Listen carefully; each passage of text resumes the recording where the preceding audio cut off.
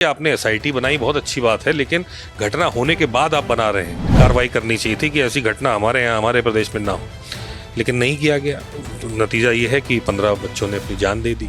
उत्तर प्रदेश के बाराबंकी से कांग्रेस के लोकसभा सांसद तनुज पुनिया इस वक्त हमारे साथ हैं। तनुज जी, लखनऊ में हमने देखा किस तरह से अग्निकांड हुआ और 15 मासूमों ने अपनी जान गंवा दी। इस पर आपकी प्रतिक्रिया? देखिए, बहुत ही दुखद घटना हुई। ऐसी घटना एक दिल्ली में भी हुई थी कुछ साल पहले। बहुत सारे स्टूडेंट्स राजेंद्र नगर में मारे गए थे।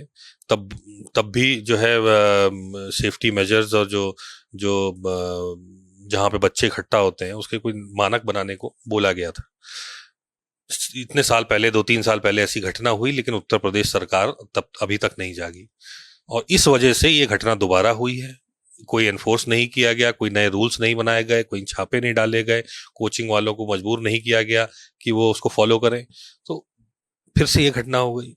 हमारे देश में बच्चे पढ़ने लिखने जाते हैं, माँ बाप का नाम रोशन करने, अपने देश समाज का नाम रोशन करने जाते हैं, पढ़ाई लिखाई करने जाते हैं। अगर उनकी ही सेफ्टी हम नहीं करा पा रहे हैं तो सरकार किस बात की सरकार सत्ता में बैठी है, कुर्सी बैठी है?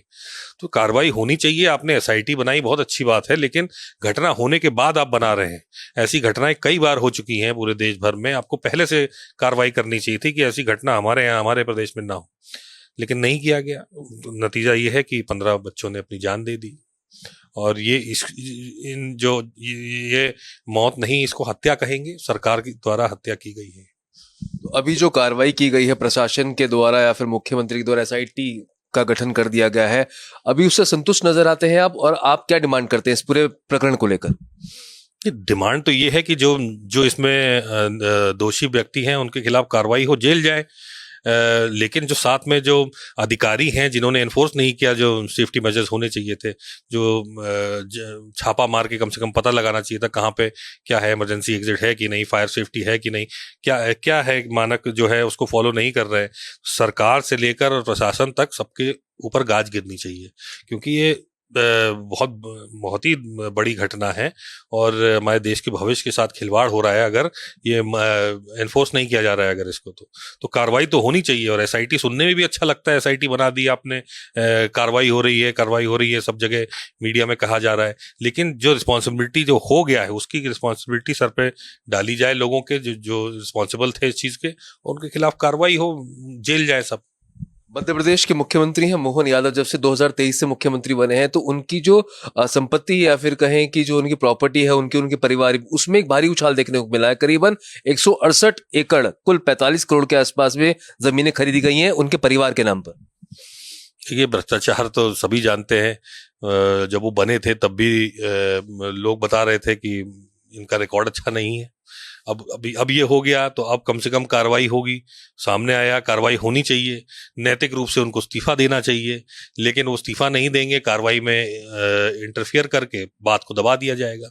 ये कहानी है हर जगह। भारतीय जनता पार्टी के जितने भी लोग भ्रष्टाचार में पकड़े जाते हैं, राम मंदिर से लेकर और यहाँ मुख्यमंत्रियों तक आप ले लीजिए, हर जगह भ्रष्टाचार है और उसमें बीजेपी के लोग ही इन्वॉल्व हैं, उन्हीं की सरकारें हैं इस जगह, और कार्रवाई कुछ होगी नहीं, ये सबको पता है। लेकिन कम से कम जनता के सामने निकल के तो आ रहा है कि किस तरह से भ्रष्टाचार भारतीय जनता पार्टी की सरकारों में हो रहा है। कहते थे कि ना खाऊंगा ना खाने दूंगा, और अब सभी खा रहे हैं इनके उसमें। तो कार्रवाई होनी चाहिए, उनको हटाना चाहिए मुख्यमंत्री के पद से, लेकिन होगा कुछ नहीं, ये भी हमें पता है। एक आगे सवाल लेना चाहूंगा।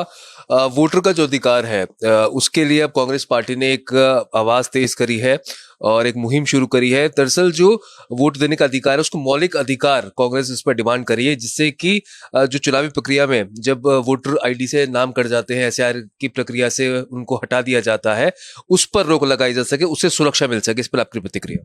नहीं, बिल्कुल सही मांग है और ये मौलिक अधिकार होना भी चाहिए, क्योंकि वोट देने का अधिकार एक हमारा जो प्रजातंत्र है उसका एक मूल अधिकार है।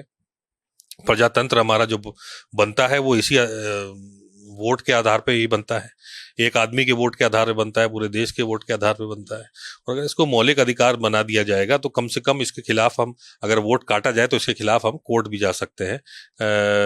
अगर गैर कानूनी तरीके से या जानबूझ करके किसी का नाम काटा जाता है, राजनीति को लेकर कोई भी पार्टी करे, राजनीति को लेकर अगर वो काटा जा रहा है नाम, तो उसके खिलाफ हम कोर्ट जा सकें, तो ये कम से कम होना चाहिए, मौलिक अधिकार इसको होना चाहिए। बहुत शुक्रिया बात करने के लिए। कैमरा पर्सन आलोक सक्सेना के साथ प्रशांत त्यागी, भारत एक्सप्रेस, दिल्ली।